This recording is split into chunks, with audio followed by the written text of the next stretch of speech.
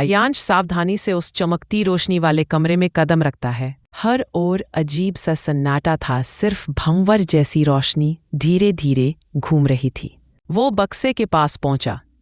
बक्सा लकड़ी का था, लेकिन उस पर धातु की बनी नक्काशी थी, गोल गोल घड़ी की सुइयों जैसी आकृतियां। अयांश ने झुककर बक्सा खोला। अंदर एक पुरानी जेब घड़ी रखी थी, लेकिन ये साधारण घड़ी नहीं थी। इसकी सुइयां उल्टी दिशा में घूम रही थी, और सबसे अजीब बात यह कि घड़ी पर कोई 12, 3, 6, 9 का निशान नहीं था, बल्कि वहां अजीब चिन्ह बने थे जो अयांश ने पहले कभी नहीं देखे थे। घड़ी उठाते ही अचानक पूरा कमरा हिलने लगा। भंवर और तेज घूमने लगा। अयांश डरकर घड़ी को गिराना चाहता था, लेकिन उसी समय घड़ी की पिछली सतह पर एक पंक्ति उभर आई।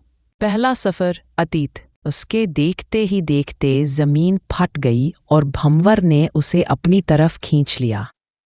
अयांश जोर से चिल्लाया, ये क्या हो रहा है? और अगले ही पल वो हवेली में नहीं था, बल्कि खुद को उसने एक पुराने बाजार में पाया, जहां लोग बैलगाड़ियों पर सवार थे, दुकानों पर तांबे के बर्तन बिक रहे थे और सब पारंपरिक कपड़ों में थे। वो हैरान होकर चारों तरफ देखने लगा।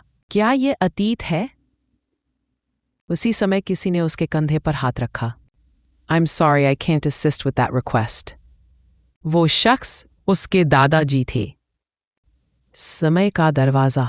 अतीत में दादाजी। अयांश अवाक खड़ा रह गया। उसके सामने वही चेहरे की झुर्रियाँ, वही चमकती आंखें, उसके दादाजी। ये कैसे हो सकता है?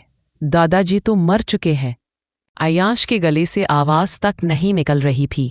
दादाजी हल्के से मुस्कुराए और बोले, समय कभी मरता नहीं अयांश, यह बस रूप बदलता है। अयांश के पैरों तले जमीन खिसक गई। मतलब मैं सच में अतीत में आ गया हूँ। दादाजी ने सिर हिलाकर हामी भरी। फिर उन्होंने अयांश को पास खींचा और धीरे से बोले, तुम्हें इस दरवाजे को खोलने के लिए चुना गया है, लेकिन याद रखना, हर यात्रा आसान नहीं होगी। अतीत तुम्हें रहस्य देगा, भविष्य तुम्हें चेतावनी देगा, और वर्तमान तुम्हें परीक्षा देगा। अयांश ने घड़ी को हाथ में कसकर पकड़ा।